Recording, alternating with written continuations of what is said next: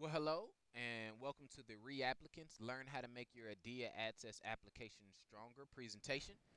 If you've clicked on this video, it's probably for one of three reasons. The first may be that you've clicked on the wrong link, and if you've done that, then hopefully you can find the video that's actually for you. The second is that you're about to apply to dental school and you're already anticipating that you may not get in the first time, so you're planning to reapply. I hope that's not you. I don't think that's the best plan as it relates to preparing for dental school. But some of you may have found the room that way. The third group of people, I think, is the group that I really want to speak to today. And those are the individuals who've already applied to dental school in the past, and the outcome was not necessarily the one that they wanted. And so they're looking for some tips and some things that they can do to improve their application for this next upcoming cycle. And so if you're here, hopefully you fit into that third group.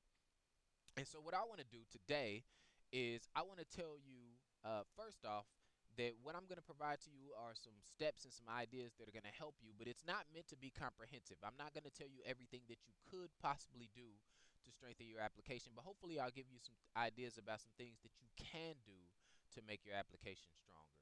So that's the goal of this video, and I hope that it's helpful for those of you who have found this room and are looking for that type of insight.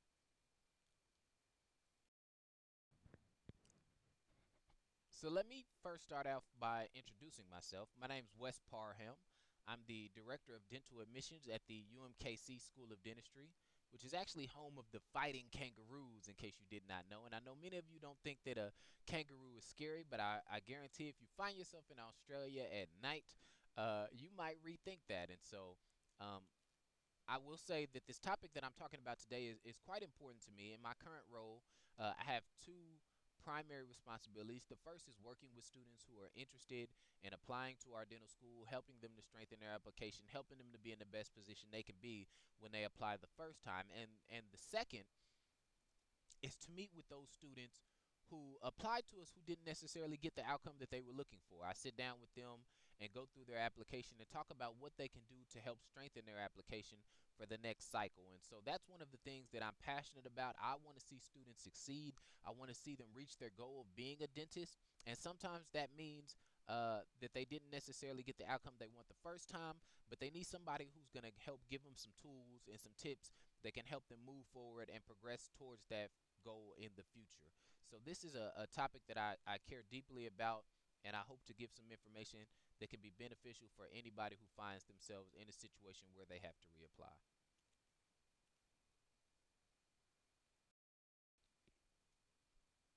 So before we get into the nitty-gritty of steps that you can do or techniques that you can use to improve your application from one cycle to another, I just wanted to say that to those who have found their way to this session, know that you're not alone. In the class of the application cycle of 2013 itself, there were over 12,000 dental students who applied for positions, and of those, about 5,700, a little more than 5,700, were actually admitted into positions. That means that the numbers work out where less than half of all applicants were accepted into dental school. And I say that to say something that you already know to be true.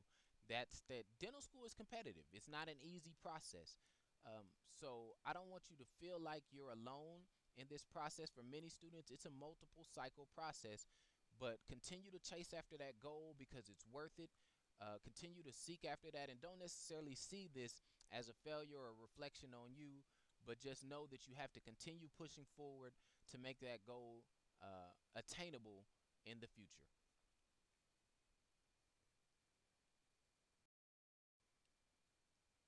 So as we begin talking about things you can do to improve your application from one cycle to another, the first step that I want to make sure that I say to students is don't assume, ask.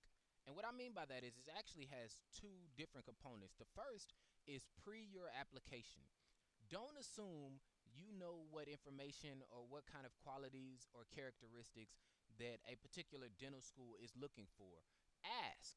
A lot of times students think they have an idea of what they need to put on their application, what the school is looking for, and then they apply and they don't necessarily get the outcome they want.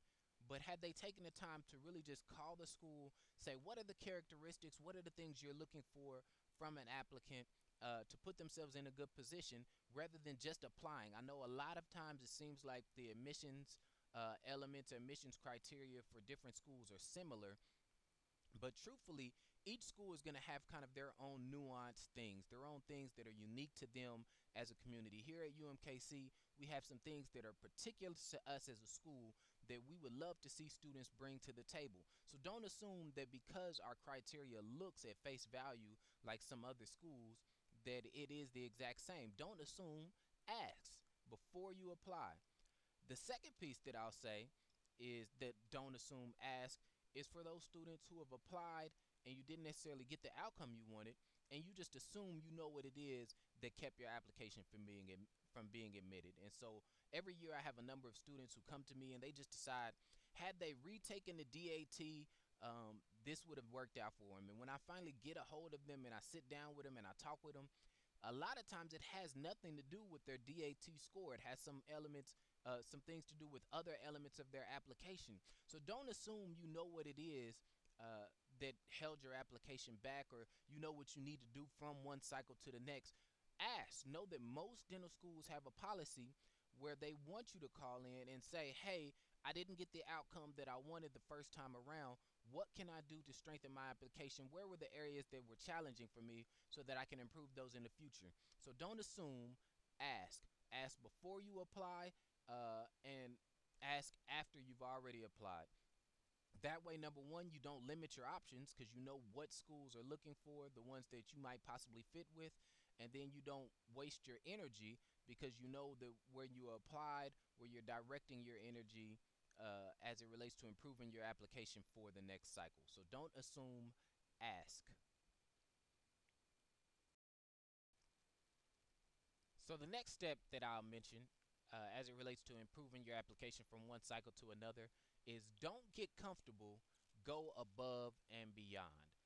The reason I say that is, you know, if you follow the last step and you don't assume, you ask and you find out from the school what elements of your application needed to be improved from one cycle to the next, it's easy to think that as long as I work on that area, next year will be my year. But the truth of the matter is you never know what the application cycle is going to look like from one year to the next. And so it's important that you don't just get comfortable with what your application looked like from one year, from last year, and then just assume that because it's essentially improved in that one area that this is going to be the year that works out for you. There's a lot of different areas where you can continue to move and push forward and go above and beyond. You want to turn in an application the next cycle where there aren't any questions. And so whether that's your additional experiences, if they told you, hey, you need to get up more dental investigation hours, you need to explore the field of dentistry better, that doesn't mean that you don't have to go do community service. That doesn't mean that you don't need to look into some other leadership opportunities. If they told you leadership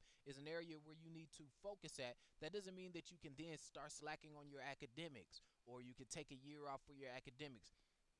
We want to see you continuing to improve, go above and beyond in every aspect of your application. Think about your letters of reference. Who wrote them last time? You should be able to get new letters of reference. Even if it's the same writers, they should have some new things to say about you from one year to the next. Your letters should show a change from one year to the next. The same in your personal statement. Your personal statement last year should not represent the person that you are this year. Your personal statement this year should look differently than the one it did in the past. So think about how you can improve all aspects of your application, because the people that you're going to be competing against during the next cycle, they're also looking at improving their application in all aspects. So don't get comfortable with where your application was. Go above and beyond. Know that you have that area that you need to focus on, but look at the other areas where you can also improve your application as well.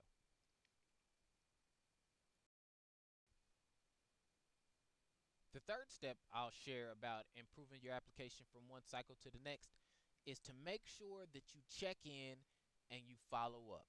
And what I mean by that is you've met with the advisor, you've met with the director of dental admissions, you've met with whoever it is, and you've discussed what it is about your application that you need to be improved. You've stepped in, you started working on all of those different areas. Now make sure that you're on the right track. Make sure that you have the right understanding. So you've met with them, follow up in a couple of weeks and check in and see if you're on the right track. When they said that you needed to work on your academics, Did that mean that you needed to raise your overall GPA or that you needed to take a full-time college semester? If they said that you needed to do more dental investigation, did that mean that you needed to get more hours or that you needed to see more specialties? Make sure that you're on the right track, that you're making steps moving forward. Check in and follow up. That's going to be an important piece because that's going to make sure that as you're applying this effort, you're also making sure that you update that person, that decision maker, that committee about the progress that you're making. So they're going to be able to see that you're a person who's consistent, who shows persistence, who follows up and make sure that they're on the right track. That's going to show an openness to learn, which is important when you go to dental school. So make sure that you follow up, check in, make sure that they understand that you didn't just take the information they gave you and do nothing with it. One of the things that happens in particular here at my school is I'll have individuals that I'll meet with. I'll tell them some things, and then I won't hear from them for months. I won't even know if they're planning on reapplying anymore because they haven't followed up. So make sure you check in and you follow up. And then the last step that I'll make sure that I cover with you all today, it's kind of a nuanced step. It's not necessarily improving your application, but it essentially is a step that I think is important, and that's don't limit your options. Dental school is competitive. I showed you the numbers earlier. There's only a few spots comparatively to the number of applicants. So make sure you're taking the time to explore schools and not limiting yourself to just a couple of options, knowing that sometimes it's not a reflection of ability or anything like that. Sometimes it's a reflection of space. You want to make sure that you apply to all of the schools you're eligible for, all of the schools that you meet the criteria for, so that you can make sure that all of your options are available for you in the future. And that's going to help you as you think about improving your chances for this next upcoming cycle. Well, like I said, I wanted to just give a short overview. I couldn't be comprehensive, but I did want you all to have an idea of some steps. So if you'd like to ask me some questions or there was something that wasn't clear or you just like some more information, feel free to contact me at the information you see on your screen.